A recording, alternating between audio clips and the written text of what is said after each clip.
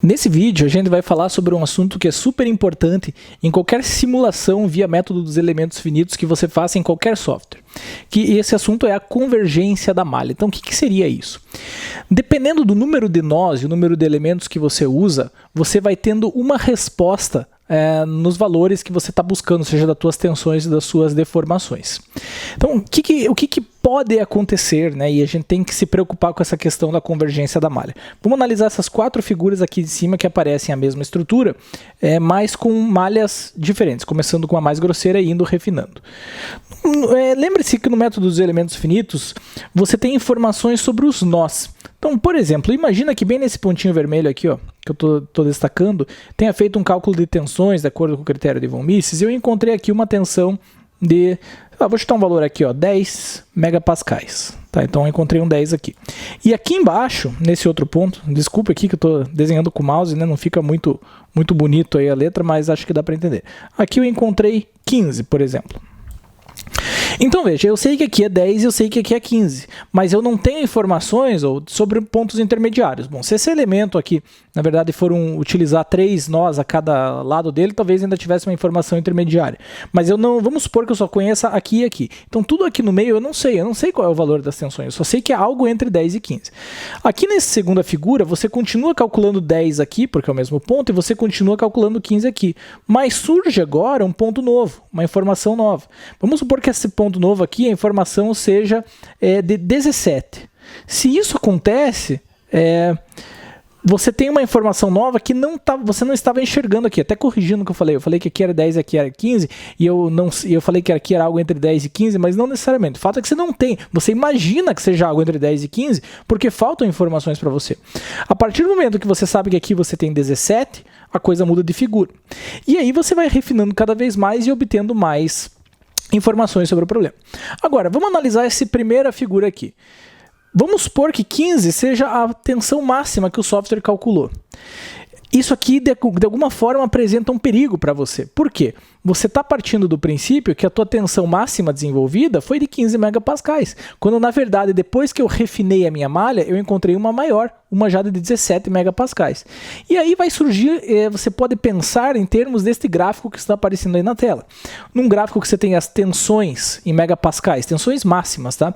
Desenvolvidas no eixo Y e o número de nós aqui no eixo X. Então, o que acontece? Quando você calcula um problema pela solução analítica, você vai achar um valor, né? E claro que essa discussão de número de nós nem interessa para a solução analítica, ele é um valor e pronto, ele é o valor exato, você calculou. Quando a solução é numérica, quando você usa uma malha muito grosseira, com poucos nós, você tende a subestimar os valores das suas tensões. Por quê? Justamente porque tem pontos como esse 17 que na malha grosseira você não está enxergando aquele ponto. Você não está enxergando, você não tem como saber que foi desenvolvida aquela tensão. Então esse primeiro gráfico poderia cair, deixa eu mudar a cor aqui para ficar mais compreensível, poderia cair, por exemplo, nesse ponto aqui, ó. Então nesse ponto aqui, ó, nessa primeiro número de nós qualquer que eu usei aqui, nesse primeiro ponto do gráfico, a minha tensão máxima encontrada foi de 15 megapascais. À medida que eu refino um pouco mais minha malha, seria a segunda situação aqui, ó, então eu vou cair nesse outro ponto aqui, por exemplo. Então estou usando mais elementos, estou usando mais nós, né, número de nós de elementos, eu acho outra tensão máxima, que seria essa de 17. Então veja, já é um resultado mais preciso e próximo da realidade. E à medida que você vai refinando a tua malha, você vai reparar um aumento na tensão máxima até chegar num ponto que não importa mais quanto você vá refinando a tua malha, esse valor praticamente não varia mais. Nesse momento, pode dizer que a malha convergiu. Então, mais ou menos por aqui, você vai ter a convergência da malha. Ou seja, daqui para frente, você está trabalhando com uma malha cada vez mais pesada, cada vez mais demorada, sem estar ganhando qualidade na tua resposta. Então, a partir desse momento, a tua solução convergiu. Não adianta você refinar cada vez mais, você não vai ter uma melhora no teu resultado. Você já está muito próximo do resultado máximo que você pode chegar usando o método dos elementos finitos. Então, nesse ponto, surge o que a gente chama de malha ótima. Mais ou menos nessa região aqui onde eu destaquei, você tem uma malha que é ótima. Por que ela é chamada de ótima?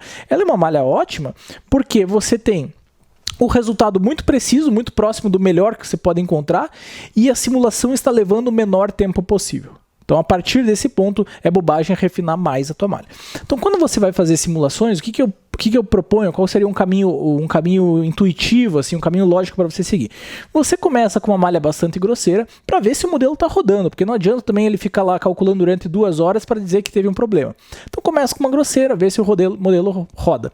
A partir desse ponto, você vai aumentando, refinando cada vez mais a tua malha, até que você chega num ponto que você percebe que não importa quanto mais você refine, que você não vai ter uma melhora no teu resultado. Então, nesse ponto, a solução convergiu. Então, você pode parar por aí, que você vai ter a tua malha ótima. Sempre é importante, embora muitas vezes na indústria eu sei que muitos engenheiros não estão fazendo esse procedimento de convergência da malha, infelizmente, porque você incorre em riscos aqui, né? Como a gente está vendo aqui, você está supondo que a tua tensão máxima é de 15, quando na verdade ela é 17, 19, 20, e você não está vendo isso, tá? Então, existe um risco. Então, embora muitas vezes não seja feito, eu sempre recomendo que esse procedimento de verificar a convergência da malha seja realizado para você ter garantia de que você está trabalhando, que você não está introduzindo ainda mais erros no teu modelo por um problema da tua malha grosseira. É claro que no software acadêmico que a gente está usando, existe aquela limitação do número de nós e de elementos da malha, a gente tem que conviver com aquela limitação. Mas no caso de um projeto real, que você vai ter acesso